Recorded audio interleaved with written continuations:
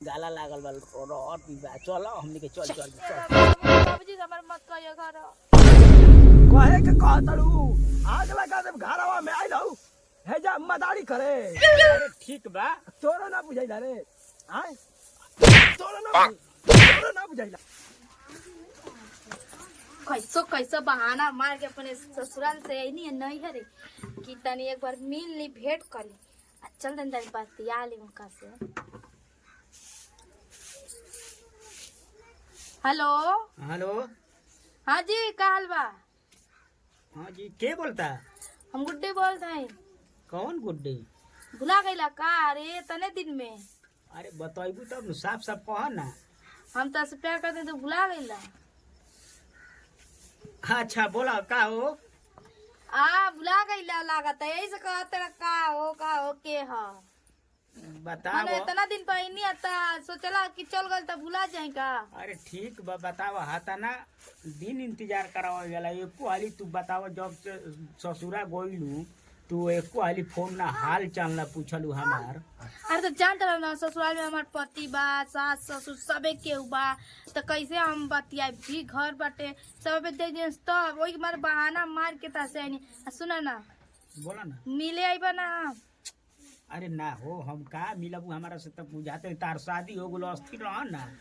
बक देखा हम के तो के कोई चाहे मिले तो उल्टे हमारी कह देनी इतना दिन बाद में मन तू अगर प्यार ना है हमारे खातिर नहीं कुछ ना जानता ठीक बा ना मिले आए बताओ बा ठीक बा चला आवत चल बगल वाले बरिया में आ जाइए। ठीक बा आवत नहीं आवत बताओ तन तो के बहुत तू लागल वाला हमके आवत नहीं आवत ठीक बा आ सब बात कह दे सच्चाई बताओ।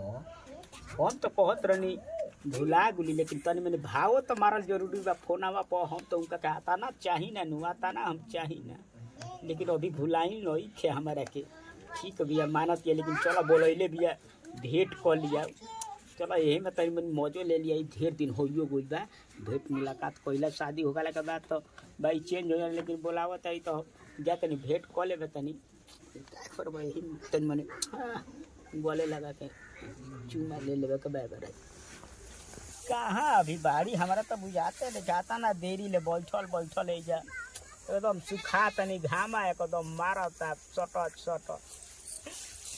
बता काजी बैठी जी। अरे बाप रे अरे दादा क्या करना है जी ना जी तब बताई रौरा हमारे यहाँ वादा नहीं रहला का। अरे आवत काहे नहीं थे आवत रही तो फोन और नहीं करती कहे करती मोबाइल में तो बड़ी रहा भाव मारतनी सामान में काहे करतनी। अरे ठीक बा तनी मनी माहौल देखल जरूरी न बजान करू आजकल युग जमाना खराब न बा हो ई नहीं जानतनी हम घर से अपने आईनी बहाना मार के अपन मर्दा से दिन भर नहीं बतियाते आखिर रौरा से हम प्यार करीला तो रौरा ही भुला गइल बानी। अरे हम नहीं तारा के कबू भुला सकी ना करे जा ऐसा हो सकता अब बुलाइल नहीं रहती तो यही करती का आपके करे चाहे फोन ना फोन तो नहीं करे सुबह बतियाते भाव मारता नहीं था ना। अरे ऐसा बात नीचे हो करे जा तारा से जाता ना हम प्रेम करी ना नु होता ना धरती पे कोनो जन्मे नहीं खेले ले। अच्छा ठीक बाटे हम ना देखी ना जब मेरा निक ना तो हम ना कर सकते तो रहो। अरे दादा हम तो उहे चाहता नहीं अभियो ले आज हमारा संग आवा तो चली ना ठीक बाटे प्लान बनाते नहीं कहियो हमनी भाग चल भागे के नहीं थे बहुआ जाई भगवू तो जाना तारू ओहे सही भेंट मुलाकात करत रही तो आई कहियो हमारे घर वहां। अरे घरे काहे के पावा अरे कहियो रहिए ना तो आ जाई। अरे ठीक बा घरे कहां लिए जी है नहीं नी ठीक बा। अरे घर में आई भी ना। अरे ठीक बा आज कहियो हां तो फोन करब आ जाई कोनो ना रहिए तो घरे तो ठीक बा। ऐसा बात नहीं है सुने ना और भेंट काहे के बोलैलू हो कोनो विशेष ये बातिया कहे खाती कि हमारे घर हमसे मिले आई ठीक बा ना हम मर्दा कहियो आज हमके लेक्चर जे 2-3 दिन में। अरे कहाँ जइबू हेने घरे चलो हेने पुआरा के गाला लागल बा और पीबा चलो हमनी के चल कहता ना तू माने नहीं हमारा हम जानता नहीं चल हम आबो।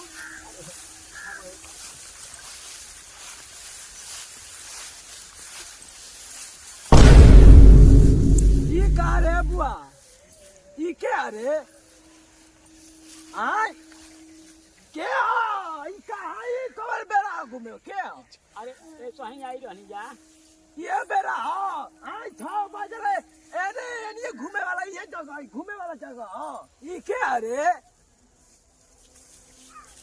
आई के अरे सही ए बाबू क्या हुआ आयो माये ने काहे आइल बिया रे ई झोरना के लायकिया यानु रे अरे तू का हम साथ रही तोरो आदत ना सुधारी पर जा जैसन तोरो के बाबा जानू ठीक तार बापा दवाई देता ठीक दवाई देता हे बाबा जाए दाना थोड़ा सा हमनी के प्यार और कुछ नहीं मिले आला ने केस कहिया देना हमारे घर में जाके गाँव में कहिया जान हाँ।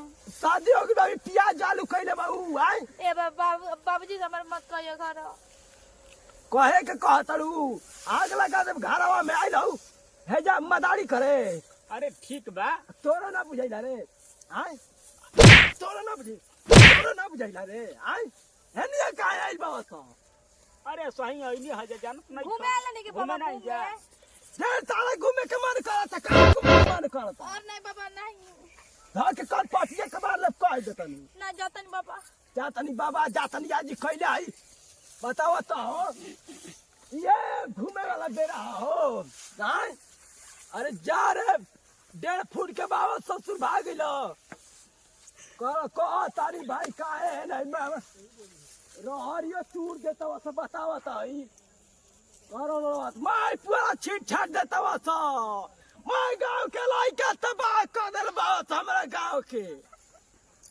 सार लो करो लो लगा के लिया देता नहीं जे बम फिट कर देता नहीं हलो करो लो मदारी तो हलो